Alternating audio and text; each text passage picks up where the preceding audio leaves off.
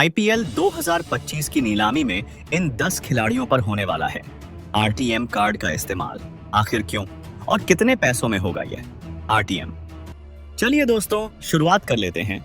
सबसे पहले राजस्थान रॉयल्स की टीम के साथ। राजस्थान रॉयल्स की टीम करने वाली है रियान पराग के ऊपर आरटीएम कार्ड का इस्तेमाल। अब आप में से बहुत सारे लोग बोलेंगे कि यार, रियान पराग करंटली अच्छा खेल रहे हैं, कैप्ड प्लेयर भी बन गए हैं, तो उन्हें तो रिटेन करना चाहिए। देखो यार, राजस्थान चाहती है कि पराग को रिटेन किया जाए, लेकिन आपके पास बहुत लिमिटेड रिटेंशन है और रिटेंशन में भी फॉरेन प्लेयर्स और अनकैप्ड खिलाड़ियों का कोटा चलता है। ऐसी स्थिति में राजस्थान रॉयल का जो प्राइमरी रिटेंशन रहेगा वो युजवेंद्र चहल रहेंगे, संजू सैमसन रहेंगे और यशस्वी जायसवाल रहेंगे।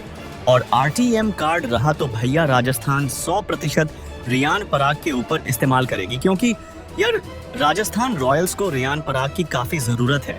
क्योंकि जिस तरह का रोल है रियान पराग का, आपको वो गेंदबाजी भी प्रोवाइड करते हैं, फिनिशिंग टच भी प्रोवाइड करते हैं, मिडिल ऑर्डर में स्ट्रेंथ भी प्रोवाइड करते हैं और इंडियन प्लेयर हैं।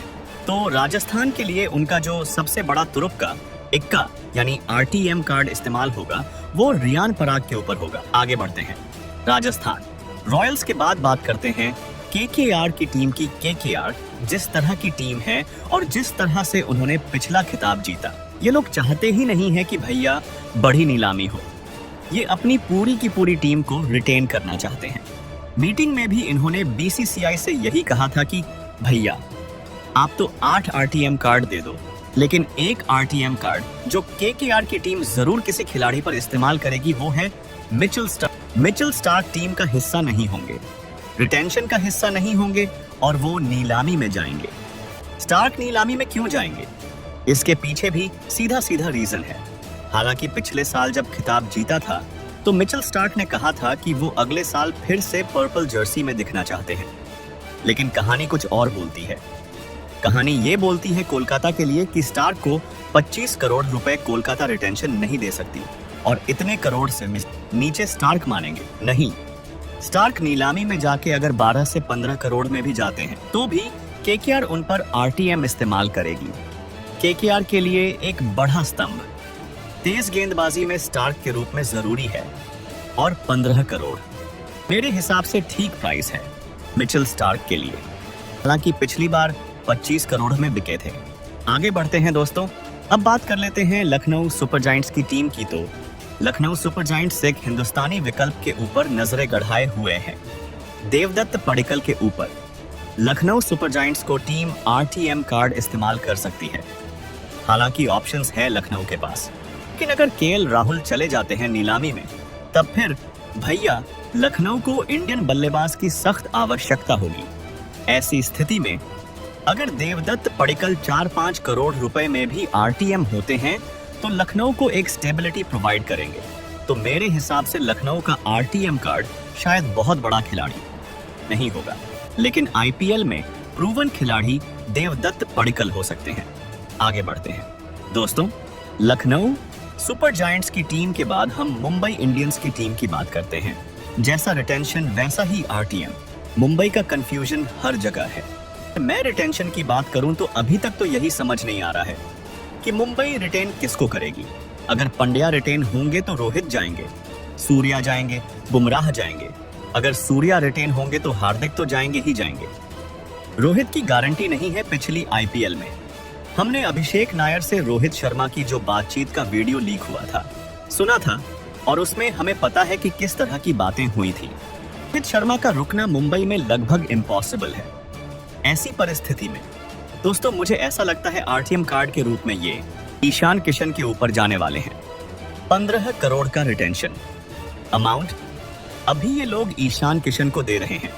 इतना पैसा या इससे कम पैसा भी अभी ये ईशान किशन को देने की नहीं सोचेंगे, जिस तरह का फॉर्म ईशान किशन का है। लेकिन ईशान किशन एक प्रूवन भारतीय बल्लेबाज है और भविष्य है, एंड दैट्स बाय आरटीएम दे सकती है। मुंबई की टीम अगर 10 करोड़ में भी प्राइस आता है ईशान किशन का नीलामी में जाने के बाद, तो मुंबई इंडियंस की टीम उन पर आरटीएम कार्ड का इस्तेमाल करेगी। हाँ, इससे महंगे हुए तो फिर कोई चांस नहीं। ये बढ़ते हैं दोस्तों। मुंबई इंडियंस के बाद अब बात कर लेते हैं चेन्नई सुपर किंग्स की टीम की। चेन्नई की टीम अपने रिटेंशन और आरटीएम हमेशा बहुत सोच समझ कर करती है। अगर दोस्तों मैं बात करूं पिछले आईपीएल की, तो हमने देखा था इनके इंडियन प्लेयर्स ज्यादा अच्छे से चले थे। मेरे हिसाब से जो primary retention Chennai super Kings की रहेगी, वो जड्डू रहेंगे, वो गायकवाड़ रहेंगे, वो महेंद्र सिंह धोनी रहेंगे, वो शायद डेवन कॉनवे रहेंगे। लेकिन आरटीएम के रूप में मुझे ऐसा लगता है दोस्तों कि मथीशा पथिराना एक ऐसा विदेशी गेंदबाज है जिसके ऊपर चेन्नई की टीम आरटीएम कार्ड का इस्तेमाल करने वाली है।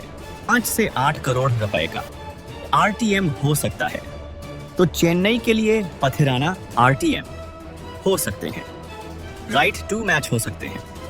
5 से 8 करोड़ रुपए मेरे हिसाब से पथिराना के लिए एक सही अमाउंट है। हालांकि अगर इससे महंगे होते हैं तो चेन्नई के पास काफी दूसरे विकल्प भी है जिन पर वो आरटीएम कार्ड का इस्तेमाल कर सकती है। अभी की स्थिति में चेन्नई का आरटीएम हो सकते हैं मथीशा पथिराना। चेन्नई की ही खोज थे, चेन्नई को काफी एडमायर भी करते हैं और यह आरटीएम बहुत बड़ा हो सकता है। आगे बढ़ते हैं, चेन्नई सुपर किंग्स की टीम के बाद आरसीबी की टीम की बात करते हैं। अगर मैं बात करूं दोस्तों रॉयल चैलेंजर्स बैंगलोर की टीम की, तो आरसीबी की टीम अपने आरटीएम कार्ड का इस्तेमाल बढ़े सोच समझकर इंग्लैंड के भविष्य विल जैक्स के ऊपर कर सकती है। जैसा कि मैंने कहा, आरसीबी अगर रिटेन करेगी तो विराट को रिटेन करेगी, शायद सिराज पाटीदार और प्लेसेस को रिटेन करें।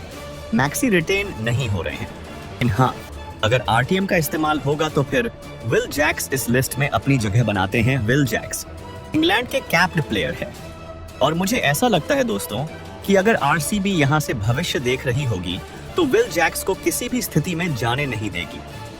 नीलामी में विल जैक्स के ऊपर 8-9 करोड़ तक लग सकते हैं और मेरे हिसाब से आरसीबी के लिए ये बेस्ट रिटेंशन अमाउंट होगी।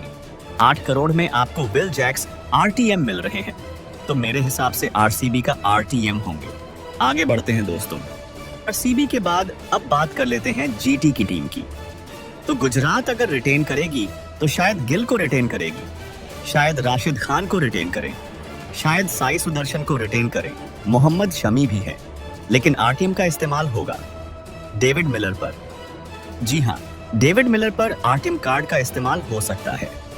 डेविड मिलर का आईपीएल फॉर्म काफी इनकंसिस्टेंट रहा है, लेकिन मिलर के बारे में आपको ये बात नहीं भूलनी चाहिए कि मिलर इज अ किलर और आईपीएल में अगर यह 14 में से 6 मैच भी चल गए फिनिशर के रूप में तो ये अपना काम कर देंगे। मेरे हिसाब से 7 करोड़ का आरटीएम कार्ड गुजरात टाइटंस की टीम डेविड मिलर पर कर सकती है और इतना ही प्राइस मिलर को नीलामी में मिलेगा। गुजरात भी अपना डिसीजन आरटीएम कार्ड पर बड़े सोच समझकर ले रही है, क्योंकि गुजरात टाइटंस को भी यह पता है कि जो डेविड मिलर है अगर नीलामी में जाते हैं तो शायद 7-8 करोड़ से ज्यादा में बिक नहीं पाएंगे और उतने में आरटीएम कार्ड करना सही रहेगा। क्योंकि अगर आप मिलर को रिटेन करते हैं तो आप एक विदेशी प्लेयर की जगह लेते हैं जो कि शायद राशिद खान को रिटेंशन में मिल सकती थी। तो प्राइमरी रिटेंशन तो नहीं होंगे मिलर, लेकिन आरटीएम कार्ड का इस्तेमाल डेविड मिलर पर जरूर होगा। आगे बढ़ते हैं दोस्तों, गुजरात टाइटंस के बाद अब सनराइजर हैदराबाद की टीम की बात कर लेते हैं, क्योंकि विदेशी कोटा है। आप शायद 1 या 2 विदेशी प्लेयर को रिटेन कर पाएंगे। ऐसी स्थिति में ट्रेविस हेड को हैदराबाद के हवाले से नीलामी में जाना पड़ सकता है, लेकिन आरटीएम कार्ड भी है। तो मेरे हिसाब से दोस्तों हैदराबाद की टीम ट्रेविस हेड पर टीएम कार्ड का इस्तेमाल करेगी। अगर वो नीलामी में जाते हैं 15 से 18 करोड़ में भी अगर ट्रेविस हेड बिकते हैं तो कहीं तो उन पर भी हैदराबाद रुकेगी नहीं और आरटीएम कार्ड का इस्तेमाल कर सकती है। जैसा कि मैंने कहा, हैदराबाद के लिए ट्रेविस हेड जरूरी है, लेकिन शायद उनसे ज्यादा जरूरी कप्तान पैट कमिंस और हेनरी कैलासेन है। तो अगर प्राइमरी रिटेंशन होगा तो कमिंस और कैलासेन का होगा और 2 से ज्यादा शायद विदेशी प्लेयर का रिटेंशन होना मुश्किल है नियम अनुसार। और ऐसी स्थिति में भैया हेड को नीलामी में जाना पड़ेगा, लेकिन हैदराबाद एड़ी से छोटी का दम लगा देगी हेड को आरटीएम करने के लिए। आगे बढ़ते हैं दोस्तों, हैदराबाद के बाद अब दिल्ली कैपिटल्स की टीम की बात कर लेते हैं। दिल्ली की टीम छोड़ेगी नीलामी में एनरिक नोकिया को, लेकिन नोकिया के ऊपर करेगी 5 से 7 करोड़ रुपए के आरटीएम का इस्तेमाल। देखो यार, सीधी बात है, दिल्ली के लिए नोकिया 2 सालों से फायदेमंद साबित नहीं हुए हैं, लेकिन नोकिया अभी भी साउथ अफ्रीका के वन ऑफ द ग्रेटेस्ट तेज गेंदबाज जो करंटली खेल रहा है उनमें से एक है। तो नोकिया से पूर्ण रूप से उम्मीद छोड़ना दिल्ली पक्ष में नहीं है। दैट्स वाई दोस्तों, दिल्ली आरटीएम कार्ड का इस्तेमाल नोकिया पर कर सकती है।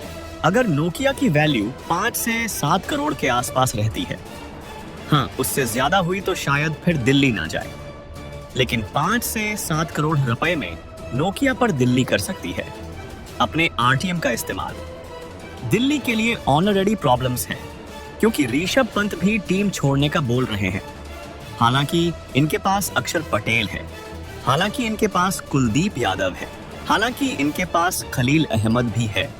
इनके पास काफी सारे ऐसे ऑप्शंस हैं दोस्तों। इस समय दिल्ली के पास जिनको ये रिटेन करना चाहेगी, और विदेशी प्लेयर के रूप में वार्नर भी एक ऑप्शन बन सकते हैं, लेकिन नकिया आरटीएम तक ही सीमित रहेंगे। आगे बढ़ते हैं दोस्तों, अब पंजाब की टीम की बात कर लेते हैं। मेरे हिसाब से पंजाब किंग्स की टीम सैम करन के ऊपर आरटीएम कार्ड का इस्तेमाल कर सकती है।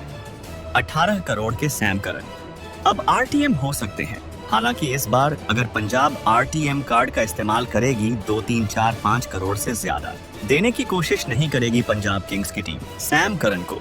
सैम करन आपको एक स्टेबिलिटी तो देते हैं मिडिल ऑर्डर में, लेकिन शायद वो 18 करोड़ की वैल्यू नहीं रखते हैं, क्योंकि जब आप 18-19 करोड़ का खिलाड़ी लेते हो ना, तो फिर आप उसको बेंच पे बिठाने में थोड़ा सा डरते हो, और अगर आप 4-5 करोड़ का विदेशी प्लेयर लेते हो तो आप थोड़ा सा कंफर्टेबल उसे बेंच पर बिठा सकते हो।